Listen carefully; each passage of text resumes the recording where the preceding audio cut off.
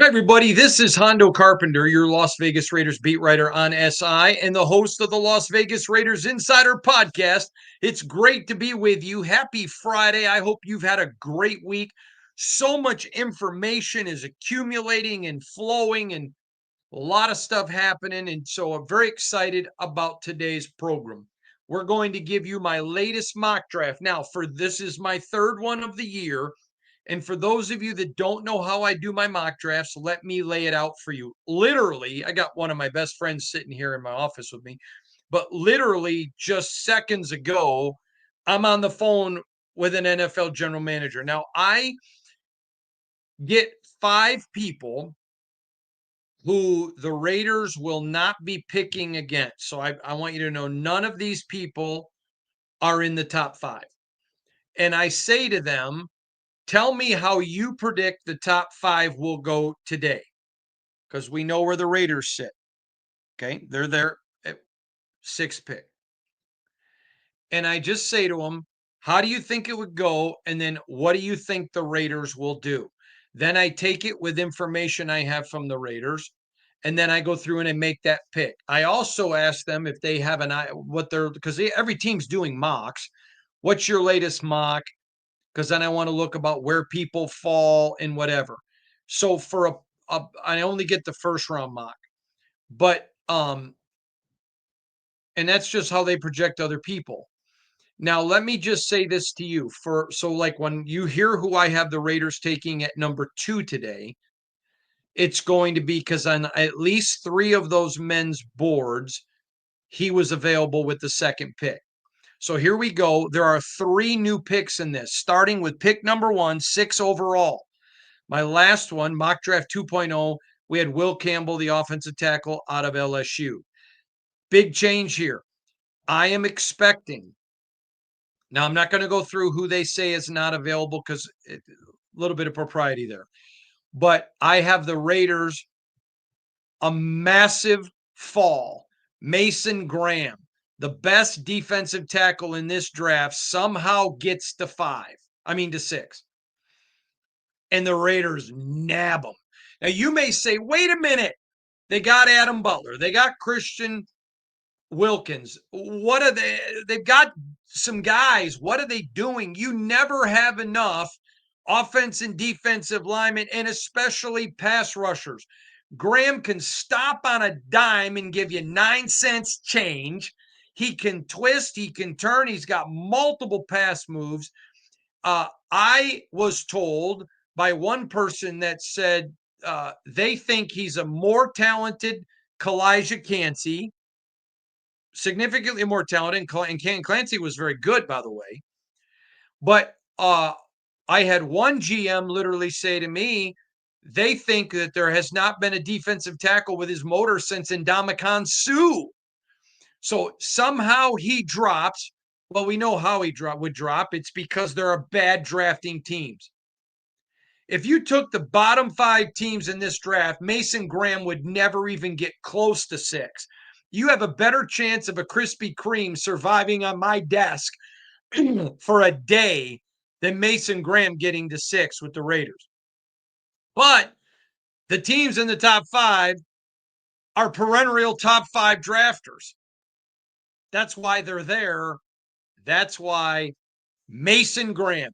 Oh, give me a break. This is like not only Santa Claus bringing presents early, he brought Mrs. Claus and she's cooking her world famous pancakes. Mason Graham on the Raiders defensive line. Katie bar the door. They would work that they would be working that defensive line like they move lines in hockey. Massive. Massive. Graham would be huge. Now, Raiders really liked him. Liked him a lot. He's a stud. That instantly gives the Raiders probably the best defensive line in the NFL. Probably. A lot of people think he is an elite player, an elite level. They would, and you know, you got Brady and Spytek. Every one of the guys, when I presented these top 5 guys to them, All five said Mason Graham. All five of these NFL executives said Mason Graham. Tom Brady and John Spytek get their Michigan man. We know how Pete Carroll loves to build on the lines. Big, big deal here. Next, this next one, I'm stunned, but on 3 of the NFL executives boards, this guy fell to the second round.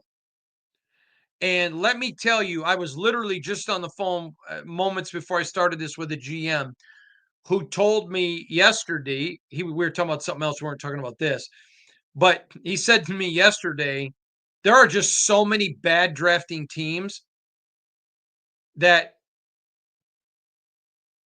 people just keep getting better, and because there's just so many bad drafting teams, terribly drafting teams. The Raiders go get themselves a interesting wide receiver. Now I'm going to say his name wrong. Emeka Egbuka. Okay, he's the 6'1" wide receiver out of Ohio State. He runs a 4.4 40. The kid has tremendous hands. Now, one general manager said to me, he's a lot like Steph Curry. He's not going to be the fastest guy, but he can create his own shot. He can create his own separation.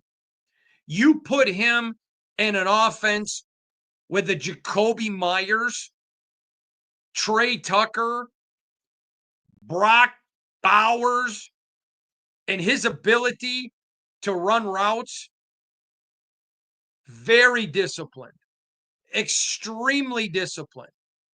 One guy said, best receiver in this draft with using his body. Don't think he's the best receiver, but I think he's a good one. We've got a first round grade, but because of bad drafting, I think he'll slip. Emeka Egbuka, the wide receiver out of Ohio State. He already knows the system. He already understands exactly what Chip Kelly wants to run. He is that 6'1", long arms, doesn't drop stuff. One guy said, reminds me of another Ohio State wide receiver's hands, Chris Carter. I'm all somebody. You know what I tell you what. If I was down in Louisiana visiting my kinfolk down in Louisiana, they'd say that's some good gumbo right there now. I mean, that's good stuff. Now, pick 68, round 3, the Raiders get a quarterback. But I have been projecting Will Howard. But a lot of people think this is where this guy should go. Jalen Milroe from Alabama. Now, let me go back real quick. And Emeka, I forgot to tell you something about Emeka. Literally just a second ago on this phone call with this general manager, I asked him a couple questions about Emeka because I know he's very high on him. And he said he interviewed tremendously well. Just said he knew his stuff. Came across very serious about football. He just goes, he knew his stuff. He was very impressive on the board, meaning they'll give him a grease pen and diagram this. What route are you running? What are you doing here? How do you run this route? Just said he was extremely impressive. Now you get to Jalen Milroe, who needs a little bit of time here. He's got a little bit of Geno in him, so it's good for him to learn from Geno, but he's also got some things Geno don't. Now, let's not pretend that he's a polished product. He's not a polished product. But here's the deal. Do you bite for a quarterback in the first round and reach? Or do you wait and take a guy in the third round where it isn't a reach who can develop into something and he doesn't carry the pressure of being a first rounder? And he's cheaper. But football teams are not like my wife. My wife will go to the most expensive. I'm telling you, if I put 3 things down and say, "Honey, pick anyone you want," doesn't matter. She's always going to pick the most expensive, even if she doesn't see the price. I love her. She's worth it. It's just reality. But football teams say, okay, if these guys are close, why am I paying this guy this? It's the Trayvon Merrick, Jeremy Chin question. Now, Merrick has some things Chin doesn't, age wise, but that's minimal. But we're talking here about Jalen Milroe or go overpay for somebody in the first round. Jalen Milroe would be a steal. Smart kid, very smart. He wowed people in his interviews. He wowed them. Great maturity, tremendous ability of comprehension. The guy's played a lot of football at a very high level. And you know what Pete Carroll did with Geno Smith. You know what he did with Geno. And Milroe is higher rated than where Geno was, skill set wise, coming out of college. That'd be a huge pick for the Raiders. Now, pick 4. Well, round 4, pick 104.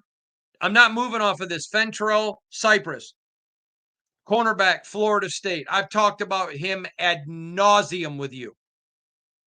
That gentleman, that young man can play ball. That young man, he's talented. That young man, he's good. He's a press. He's going to get up and press. He's going to get in your face. This guy screams Patrick Graham protege. Screams it. That's a young man that I'd be high on like I was high on Jacorian Bennett. Very similar, actually. Very similar. Now, the last pick, I'm now moving off of this one. Raiders love him. Jared Wilson, offensive lineman from Georgia. That guy, let me tell you about that guy. Big, brutal, athletic, tough, mean, and then off the field, the nicest guy. Nicest guy. Got a little bit, not a lot, but got a little bit of Richie Incognito in him. Got that ability to move guys. You got on that offensive line now, you got to be able to move people. You just got to, even just a little twist of the body. One sec, get you up off balance. Offensive line is a beautiful art form. I've been to the Louvre. I've watched ballets. I have daughters and a wife. I know what it's like to go to art exhibits. Help me. Ugh. There's nothing prettier than when an offensive lineman has bulk and build and just, I mean, he's just ferocious and mean and agile and hostile and mobile when he can just one little tilt of the shoulder plays over. Because, man, just telling you. Just telling you. Now, I do think the Raiders address running back. So keep your eyes open on that. Just keep your eyes open on that. I think they will pick one. And in my next mock, I'm going to explain to you why I didn't have one in this one. But I don't want to say anything at this moment. But next week, I will explain why. And then I'll explain to you why I'm not telling you on this one. So I realize to not have addressed running back here goes against what I've told you. I fully expect them to address running back in the next draft. But at this moment, I've got a couple of suspicions of where they address it. I will address it next time with you. But I'm telling you what, I think that is a great draft. You get Jared Wilson. And let me just say, you get Jared Wilson. He's gonna be a silver and black mainstay. That gentleman can play some football now. I like the big uglies. You get Mason Graham, and then at first, and then you get Jared Wilson in the fifth. We got ourselves a hootenanny in the desert. And that's what I'm talking about. Smart drafting. Now, again, I know the Raiders have Mostert. I still expect them to get a running back, but I really think running back could be addressed in trade. Okay. So in this scenario, I would see the Raiders addressing running back in trade. But we'll wait till next week. I may have a running back in the draft portion. But for today, that's my five. Mason Graham, defensive tackle out of Michigan.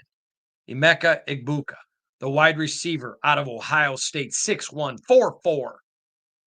Precision routes, great hands. Jalen Milroe, Alabama quarterback. You know now he gonna take some coaching. He coached. He played for Nick. Fentrell Cypress, just a mean, nasty corner out there in an island that wants to fight you in a phone booth. And Jared Wilson. Oh, let me just tell you something. If that truly ended up being the 5-round mock for the Raiders, Merry Christmas to Raider Nation. Hey, from all of us to all of you, God bless you. I hope you have a great day. I don't know about you. I'm so excited about football.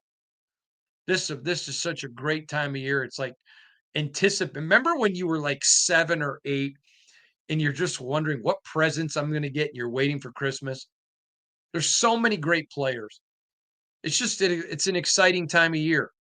I was talking to a general manager yesterday. Actually, it was an AGM, assistant general manager. And he said to me, I love this time of year. I've been on several teams, but I love it for one reason, because no matter what team you're on, you're optimistic. And he said, once the season starts, you panic. Very few teams are optimistic during the year. But at this time of year, everybody's optimistic. I think that's pretty cool. Before we go, I want to say something. Champ Kelly is not just the former general manager of the Raiders. He is my friend and a brother in Christ. And he just signed on today with the Miami Dolphins. And he is an absolutely tremendous man of integrity, man of character.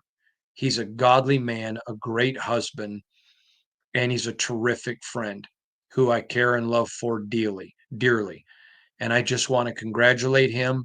He gave the Raiders everything he had, and I'm proud of him. And I just want to publicly say to you, Champ, I love you, brother, and wish you nothing but success. I always root for good people, and you're good people, and you're one of the best. God bless you all. See you tomorrow.